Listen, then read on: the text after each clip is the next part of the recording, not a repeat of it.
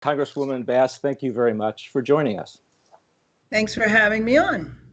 So let's start with these burning issues of racial justice and police behavior that have so gripped the country since the killing of George Floyd in Minneapolis. You've been involved in these kinds of issues for a long time, since you were a community activist in Los Angeles at the time of the Rodney King killing almost 3 decades ago, and now, of course, in your role as a member of the House Judiciary Committee. As you know, President Trump sent federal forces to Portland recently to confront the continuing protests there. Separately, he's also sent federal agents to Kansas City to deal with crime there under his Operation Legend program. And later this afternoon, he's giving a speech in which he's expected to expand that Operation Legend program, perhaps to include Chicago and Albuquerque. So my question for you is, do cities need and want this kind of help? When can it be helpful, and when might it actually be counterproductive? Well, I actually think it's counterproductive now. I think it is such a frightening development. I mean, it would be one thing if the cities said, please send us people, but the cities are saying the exact opposite. And I think what we saw in Portland is that things were beginning to calm down. And then when the quote unquote quote troops came in, everybody was agitated. I think it is so scary. I mean, I serve on the Foreign Affairs Committee, and I deal in a lot of other countries, a lot of African countries. And the idea of having people come in uniforms, you have no idea who they are. I would be frightened that they weren't police at all. How do you know? Somebody grabs you off the street and pulls you in an unmarked car. So this is something from another country, another era, very un-American, very frightening. And I really hope that he stops, because I think this is way more political. I do not believe it is sincere. So you sound like somebody who would like to stop this. Are you or your colleagues going to do something to try to make that happen? Well, you know, the problem is that the president really doesn't pay any attention to anybody. And so you better believe that we are. I mean, we're going to hold hearings and everything, but the odds are the president and the administration won't even cooperate with the hearings. So, you know, this is a level of lawlessness and complete disrespect for the different co-equal branches of government, and then also for local power, state and cities. They didn't ask for this. Give them the help that they need. Don't impose like this. It's a political stunt that I think is very dangerous. So when you step back from this particular issue and look at the broader picture since the George Floyd killing, do you worry that a decline or a perceived decline in public safety could jeopardize the broad support that the Black Lives Matter movement has received in recent weeks? Well, I do if it's politicized. So let's just unpack it for a minute, if you will. There is certainly the violence that takes place in the protests, which I think is terrible. That, I think, takes away from what people who are peacefully marching are trying to accomplish. Then there is a whole subset of violence that we have seen in a lot of cities across the country, including my own, Los Angeles, where there is an uptick in violence, gang violence. You saw what happened in Chicago over the weekend. It was awful. And we're seeing this around the country. I think they are completely separate things, and I think they need to be addressed very seriously, but they need to be addressed differently. And the president obviously says repeatedly mayors and governors are not doing enough to stop that violence. Does he have a point? Well, no, I don't think that he does. And I don't think it's genuine. When he says that about Democratic cities. Now, I haven't done an analysis. I wouldn't be surprised if there isn't an uptick in many different cities around the country that are run by both Democrats and Republicans. But again, I think he uses this as a political stunt. I think you should never use tragedy like that in that manner. And what is his overall strategy? I don't believe that there is one. So you've been a leader in this effort to get legislation through Congress that deals with the question of how to encourage police reforms in police behavior. That seemed to hit the rocks a few weeks ago. You were working with Senator Scott, I know, on that. Is there a prospect that Congress will actually act to add its voice to this effort to change police behavior and the perception of police? Well, I do think that it is possible. And as you know, in Congress, it can take 30 years or 30 days. It better be less than 30 days, because I will worry if we adjourn for August and we haven't done something. And as you know, we passed a bipartisan bill out of the House and it's languishing in the Senate. But the conversations continue. And as long as my Republican colleagues want to talk about this issue, I will be there to listen. As a matter of fact, we were up until late last night going through the bill. Now, these are members in the House, but they're interested in seeing what they could do that maybe they could take over to the Senate. So, I talked earlier about your involvement for almost 3 decades in this conversation about these more than long time. I wonder how, in retrospect, it seems to you that we've made seem to have made so little progress in dealing with race relations and relations between blacks and the police over those decades. How did we get to this point? Well, actually, one of the things that I think we suffer from as a nation is that we don't know our history very well. And so this issue has gone on with African Americans really since we have been here. And long history. Now, I've been involved in it really, and I realized this when I went to George Floyd's memorial service 47 years ago. I joined the first committee in Los Angeles called the Coalition Against Police Abuse. But we tend not to know our history, and then we act like these things are recent occurrences. What I'm excited about is that, the hundreds of thousands of people around the country, 50 states, countries around the world, all raising this issue. But if you look at the protesters, especially in Oregon, there are very few black people protesting. These protests are majority white. And to see white people around the country wearing Black Lives Matter t-shirts and protesting against racism, I think that's a profound development. And I believe it's really going to be I believe there's a seismic shift that is happening. And I know you'll know what I mean by this. Every time there's a shooting or there's a killing, you know how polls all go out and white people say that police are not a problem and black people say the police are a problem, and the polls are exactly opposite, right? This time it wasn't the case. This time it's 67% of white people saying actually both sides are actually agreeing. And then we know that this is also not just a black-white issue. This is a issue with the Latino community, with parts of the Asian Pacific Islander community and the Native American community. The problems with race are very deep in our country, and we need to be able to examine it guilt-free. It doesn't help anybody to say, I want to talk about this because it's uncomfortable. It makes me feel guilty, makes me feel responsible. We have got to learn how to talk about all parts of our history, not just the nice stories. The conversation about racial justice has been intertwined with a parallel conversation about economic development and economic justice. The two are related, obviously. Black unemployment was at a record low before this pandemic, the coronavirus pandemic hit. After a 12-year economic boom, under both presidents, Obama and Trump, and President Trump takes credit for that. What worked in the African American community? What didn't work? And how do we return to that after this coronavirus passes? And what's the public versus private sector roles in doing that? And you know what? I love the way you posed it, because I think everybody has to be involved in it. It's a public sector issue. It's a private sector issue. And yes, I think that African American unemployment was down because we were riding the wave of an economy that was strong. And every time the economy dips, then, black folks usually lose the jobs first. We have to look at the structural issues. You cannot disconnect economics from race. One of the reasons we have the issues in inner city communities is economically based. If you look at gangs, if you look at the homicide rate, we do know how to solve these problems, but as a country, for whatever reason, we've never made a sustained commitment. But what we have made a sustained, comprehensive commitment to is incarceration and policing. And part of the whole movement that is raising those questions is really saying we need to take a look at this. We need to take a look at how we have chosen to invest in our communities.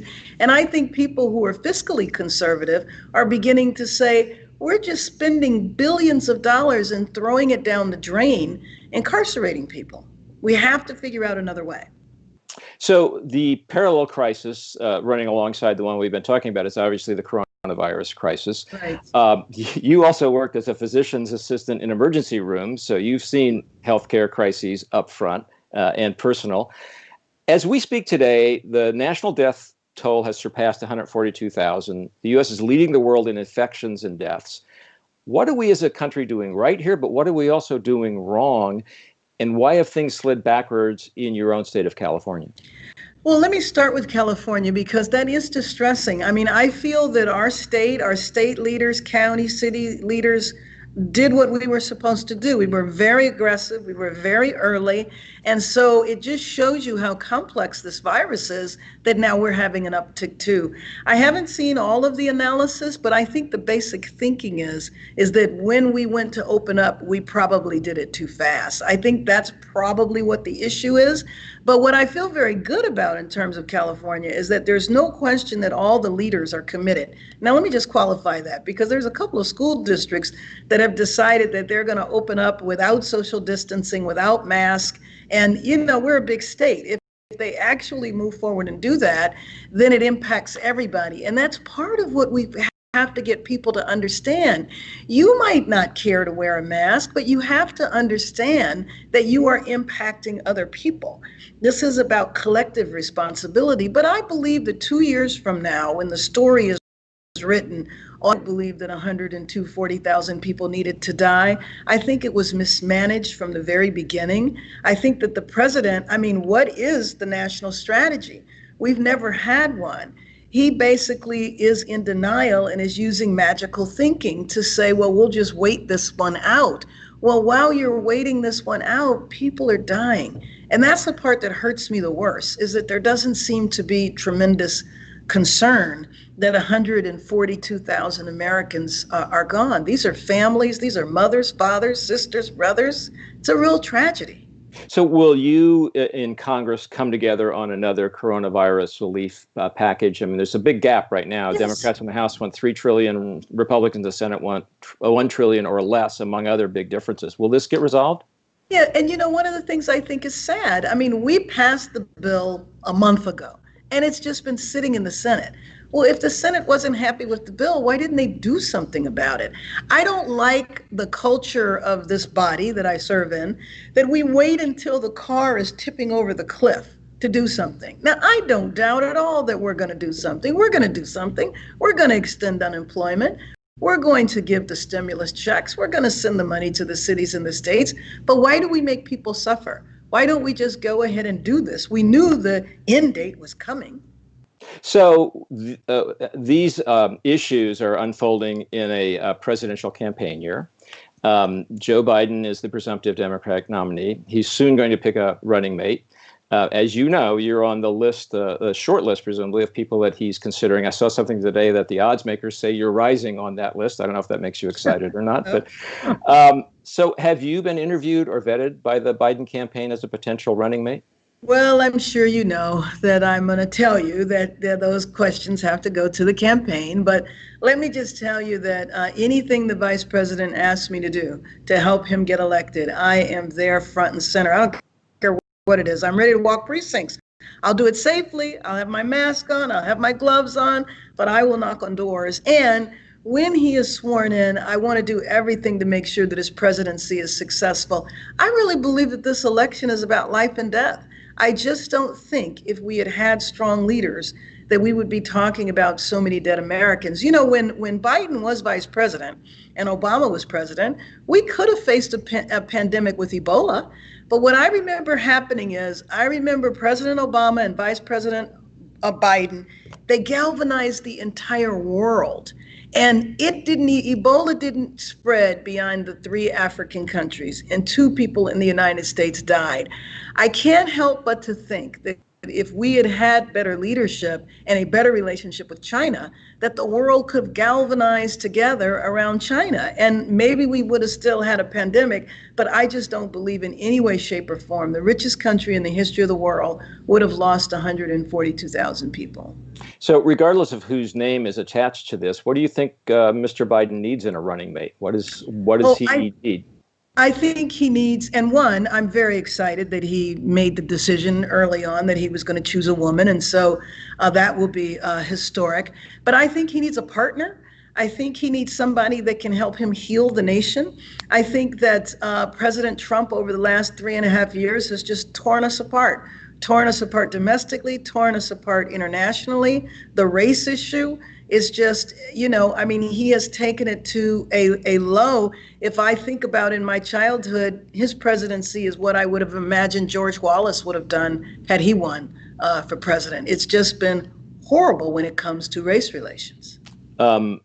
If you were the running mate, would you be interested in running for president in 2024? No, I have no aspirations.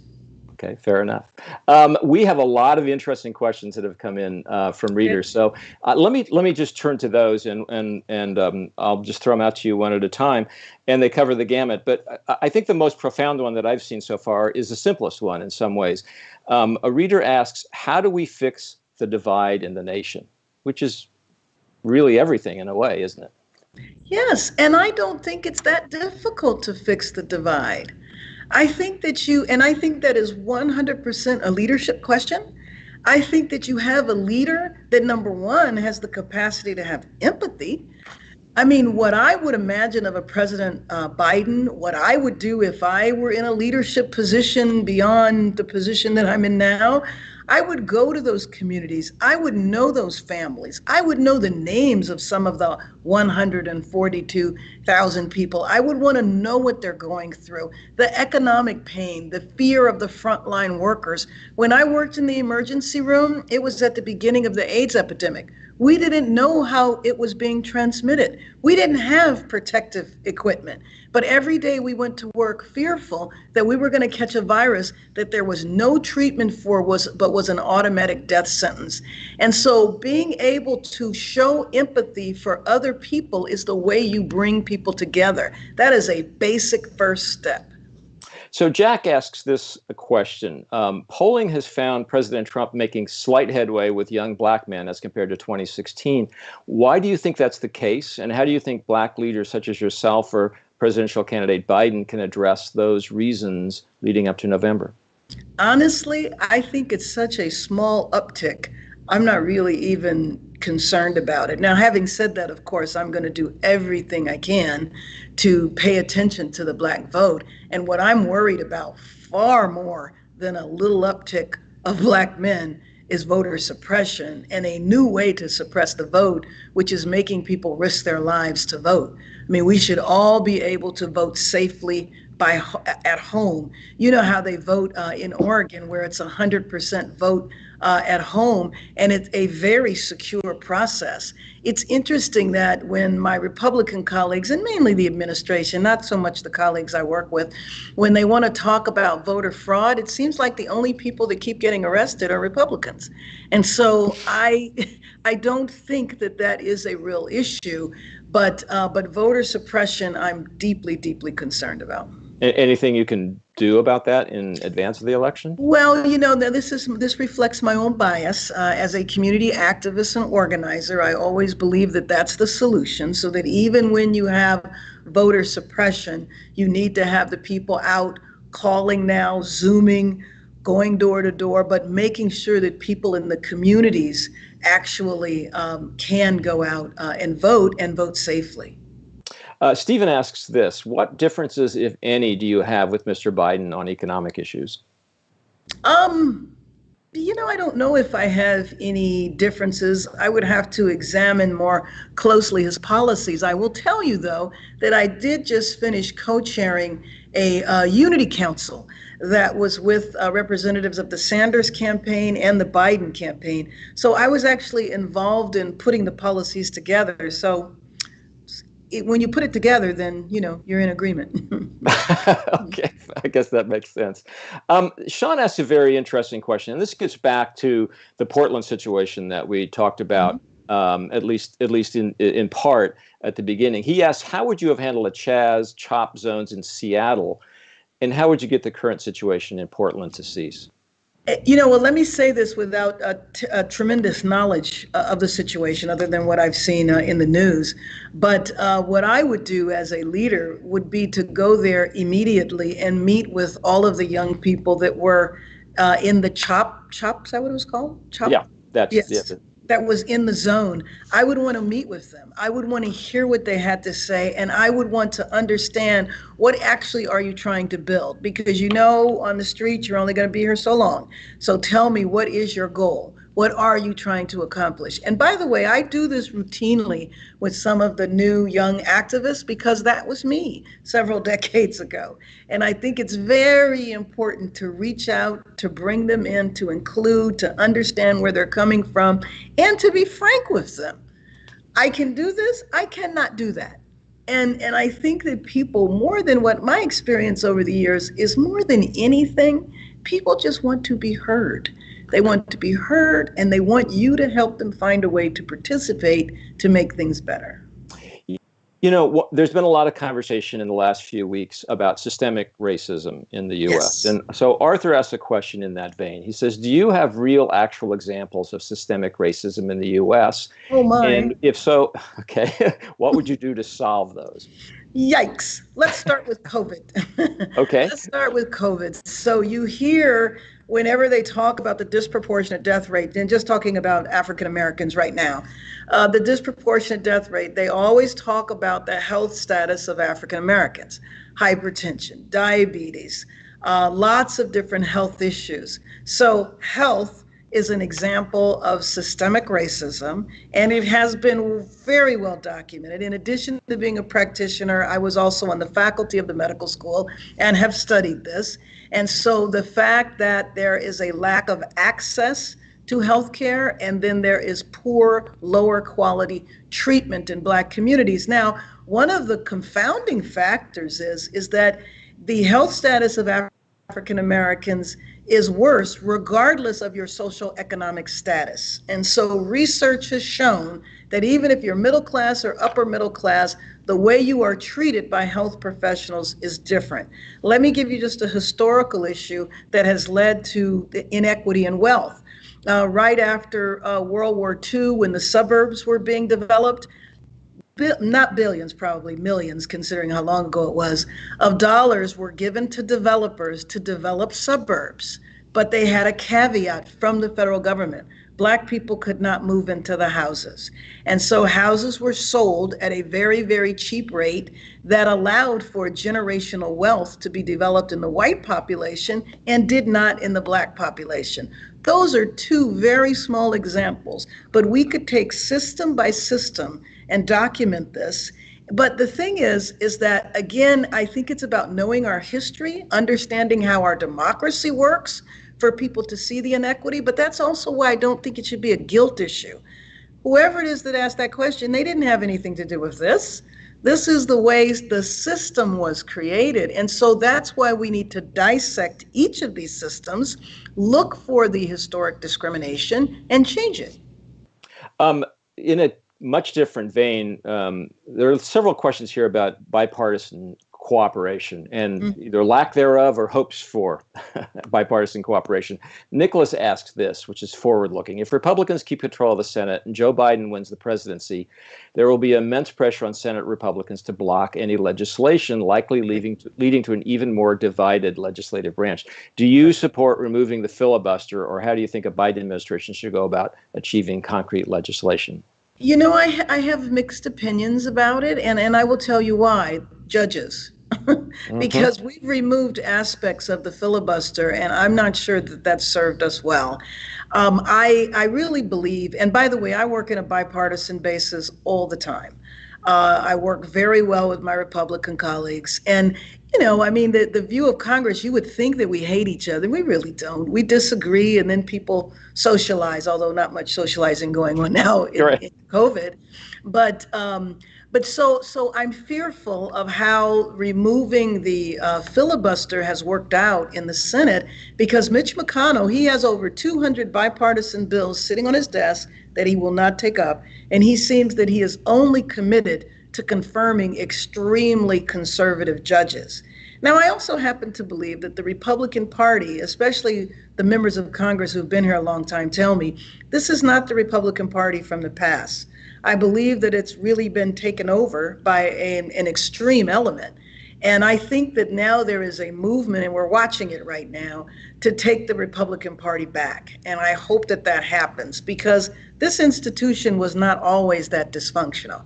Unfortunately, in the time I've been here, I hear the stories, but I didn't experience them. Yeah, I know the feeling. One of the issues that's come up, in particular because of what's happened in Chicago, unfortunately, in recent weeks, is a subject of the question James has asked. It's coming up a lot these days. What would you propose that a Biden administration do to slow down or help control shootings and homicides, mostly black on black, in Democratic-controlled cities? Yeah, this is an issue, by the way, that I have personally worked on for years. And believe it or not, there are absolute solutions to this problem.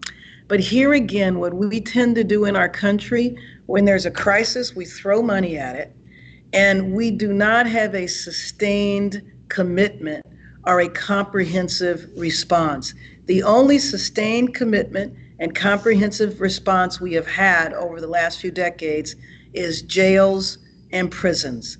I worked, for example, to give you a very concrete example, I started an organization in South Central Los Angeles at the height of the crack cocaine, gang violence epidemic. We had 1,000 homicides that year.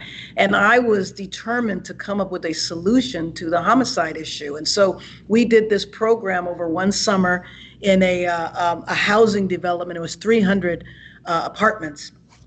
We went without a homicide the entire summer. We raised enough money for that. And I have no doubt if we had the resources to sustain it. I mean, we did a Marshall Plan and we rebuilt Europe. We should not have the inequities that we do in our society. We have just refused to invest. But could you imagine how rich our country would be if we had a Marshall Plan in our own inner cities that dealt with some of the social and economic problems? Because some of these problems are economic. The gang violence, the drug trafficking, that is about economics. But what we have done in our move around crime is we've locked people out of the legal economy. So we incarcerate them. 85% of the people that are incarcerated get out. And when they get out, we don't allow them to work.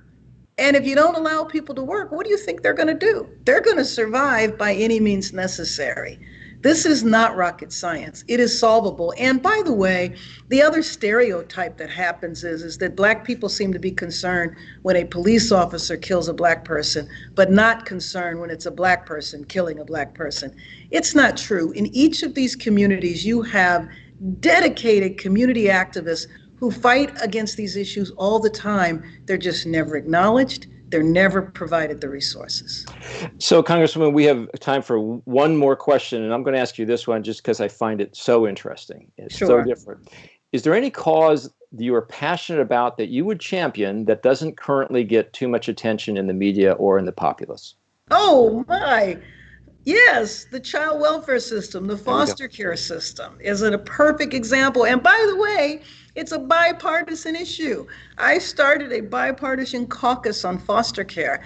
Foster youth are removed from home typically because of substance abuse and poverty. And by the way, when we don't take care of them, we incarcerate them when they grow up. So I've worked on this issue for years because it's the way to lower the incarceration rate if you focus on this. Yes, yes, yes. Thank you for asking that question. Well, thank you for answering it. And thank you. This is a very provocative conversation, Congresswoman Bass. Thank you very much. I'm grateful you joined us today.